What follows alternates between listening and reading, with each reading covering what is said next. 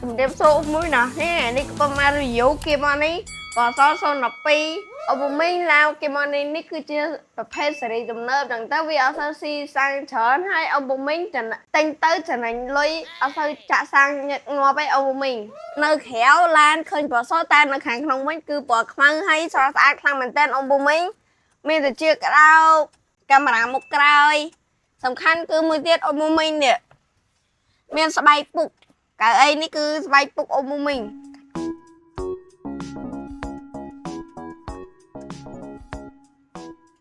អូប៊ូមីងឡានគេមកនេះហាពេលអូប៊ូមីងគ្រាប់បើកមិនសិនតិចភ្លាមគឺនឹងងាផ្លែតមកអូប៊ូមីងឡានគេមកនេះគឺមិនសិនតិចមកគឺតិចមែនតែនមកអូប៊ូមីងឡានកំពុងងាហ្នឹងឥឡូវកំពុងបើកវាដើម្បីឲ្យវាមានកម្ដៅខ្លះចូលមកកុំឲ្យងាពេកអូប៊ូមីងឡានមួយនេះបើសិនជាអ្នកកម្ពស់2ម៉ែត្រអីគឺជីស៊ីផុយនេះអូប៊ូមីងនេះឃើញទេបើមិនបើប៉ិនកប៉ៅគឺជាបាន3 4នាក់អូប៊ូមីងហើយកៅអីមុខទាំងពីរនេះគឺយើងអាចរុញទឹកមុខទឹកក្រោយបានអូប៊ូមីងសម្រាប់អូប៊ូមីងណាដែលចង់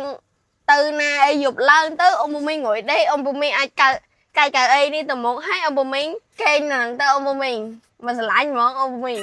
ឡានមួយនេះគឺជ្រៅខ្លាំងមែនតើអាចដាក់អីវ៉ាន់ឬក៏ដាក់វ៉ាលីអីបានច្រើនអូប៊ូមីងនេះចាំមើលក៏បើអង្គុយ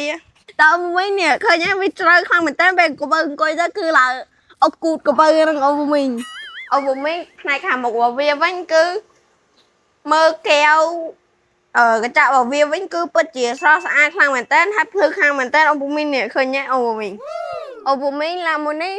តម្លៃត្រឹមតែ9000ស្តើងទេអូប៊ូមីងចំណាយឲ្យបង់មួយខែវិញត្រឹមតែ200ស្តើងទេអូប៊ូមីងឡានមួយនេះអូប៊ូមីងចង់បង់រំលោះក៏បានទិញលុយសុទ្ធក៏បានឬក៏បង់រំលោះជាមួយនឹងឃ្លាំងក៏បានដែរអូប៊ូមីង